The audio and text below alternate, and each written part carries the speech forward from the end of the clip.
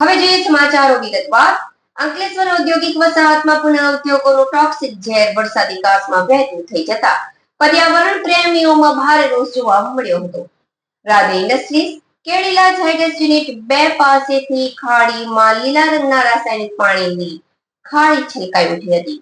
જીપીસીબીની તપાસમાં ઉદ્યોગોનું રાસાયણિક પાણી વહન કરી સીઈટીપી પ્લાન્ટ તરફ જતી એસડબ્લ્યુપી લાઇનમાં પંક્ચરથી આ ઘટના બની હતી. રોડ બાજુમાં આવેલ લાઇનમાં પીગળી જતા લીલા રંગનું પાણી વહેતું થયું હતું. અંકલેશ્વર વાલિયા ચોકડી નજીક આવેલા વરસાદી કાંસમાં લીલા કલરનું કેમિકલ યુક્ત પાણી જોવા મળતા તંત્ર અને પર્યાવરણ વિરુદ્ધ દોડતા થઈ ગયા હતા.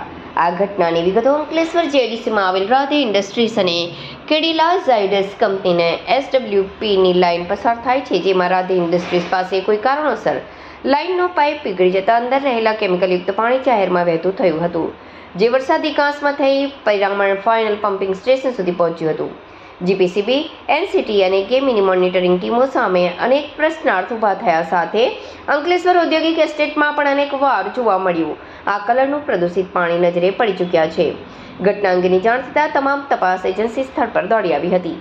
અત્રે ઉલ્લેખનીય છે કે એઆઈએ સંચાલિત સીઈટીપી પ્લાન્ટમાં આ એસડબ્લ્યુપી લાઇન જાય છે, જે પ્લાન્ટ હાલ પાયલોટિંગ ધોરણે કાર્યરત કરી ઇન્ડસ્ટ્રીઝનું પાણી લઈ ટ્રીટમેન્ટ આપી રહી છે. એડબ્લ્યુએમએલ ને કન્સેન્ટની તૈયારી વચ્ચે આ ઘટના સામે આવતા અનેક સવાલો ઊભા થઈ રહ્યા છે.